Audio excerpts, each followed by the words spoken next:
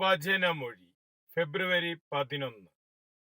വചനഭാഗം വെളിപാട് 12:1-6, യോഹന്നാന്റെ സുവിശേഷം 2:1-11.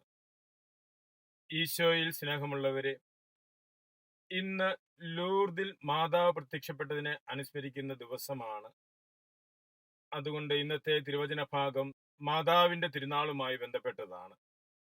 സുവിശേഷത്തിൽ നിന്ന് നാം ശ്രവിക്കുന്നത് യോഹന്നാന്റെ സുവിശേഷത്തിൽ പരിശുദ്ധ അമ്മയുടെ അപേക്ഷ സ്വീകരിച്ച് ഈശോ അത്ഭുതം ചെയ്യുന്നതും, വെളിപാട് പുസ്തകം 12-ാം അധ്യായത്തിൽ നിന്ന് സൂര്യനെ ഉടയാടയാക്കിയ സ്ത്രീയെക്കുറിച്ചുള്ള വിവരണവുമാണ്.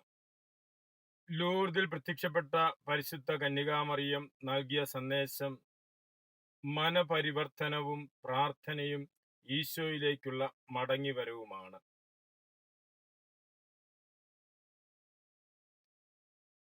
കാനായിലെ കല്യാണ വിരുന്നിൽ മറിയം പറയുന്നതും ഈശോ പറയുന്നത് എന്തായാലും അത് ചെയ്യുവിൻ എന്നാണ്. നമ്മെ ഈശോയുടെ പക്കലേക്ക് നയിക്കുന്ന, ഈശോ പറയുന്ന വചനങ്ങൾ കേൾക്കുകയും അതനുസരിച്ച് പ്രവർത്തിക്കുകയും ചെയ്യണമെന്ന് ആഹ്വാനം ചെയ്യുകയും അപ്രകാരം ജീവിക്കുകയും ചെയ്തതാണ് പരിശുദ്ധ അമ്മ. അതുകൊണ്ട് തന്നെയാണ് പരിശുദ്ധ അമ്മ നമുക്ക് മാതൃകയും ഈശോയുടെ പക്കൽ നമുക്ക് വേണ്ടി പ്രാർത്ഥിക്കുന്ന മധ്യസ്ഥയുമായി മാറുന്നത്. പരിശുദ്ധ അമ്മ കുറവുകൾ കണ്ട് കുറവുകളെ നികത്തുന്നതിന് വേണ്ടി ഈശോയോട് പ്രാർത്ഥിക്കുന്നതാണ്.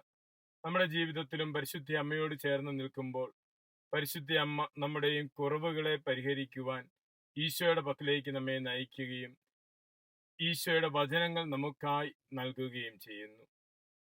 കാനായിലെ സാധാരണ വെള്ളം ഉത്തമ വീഞ്ഞായി മാറി.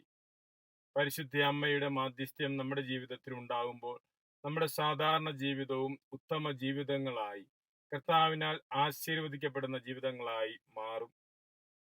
വെളിപാട് പുസ്തകം 12-ാം അധ്യായത്തിൽ കാണുന്ന സൂര്യനെ ഉടയാടയാക്കിയ സ്ത്രീ, നക്ഷത്രങ്ങളെ കിരീടമാക്കിയ സ്ത്രീ,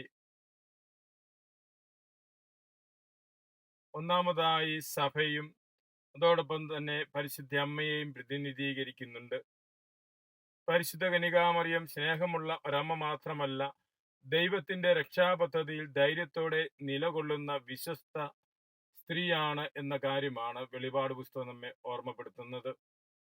പരിശുദ്ധ അമ്മയെ പോലെ സഭയും വിശ്വാസത്തിൽ സ്ഥിരതയോടെ നിൽക്കുവാൻ, തിന്മയ്ക്കെതിരെ പോരാടുവാൻ വിളിക്കപ്പെട്ടതാണ് എന്ന് തിരുവചനം ഓർമ്മിപ്പിക്കുന്നു. പരിശുദ്ധ കന്യകാമറിയത്തിന്റെ മാതൃകയനുസരിച്ച് ഈശോയോട് ചേർന്ന് നിൽക്കുവാനും ഈശോയെ ലോകത്തിന് നൽകുവാനുമുള്ള വിളി നാം ഓരോരുത്തർക്കുമുണ്ട്. നമുക്ക് ലഭിച്ചിരിക്കുന്ന ദൈവവിളിയോട് പ്രത്യുത്തരിച്ച് നമ്മുടെ അനുദിന ജീവിതത്തിലൂടെ മിശിഹായുടെ രക്ഷാകര പദ്ധതിയോട് സഹകരിക്കുവാൻ നമുക്ക് പരിശ്രമിക്കാം. അതിനായി ദൈവകൃപ പ്രാർത്ഥിക്കാം. മിശിഹ നമ്മെ അനുഗ്രഹിക്കട്ടെ. ആമേൻ.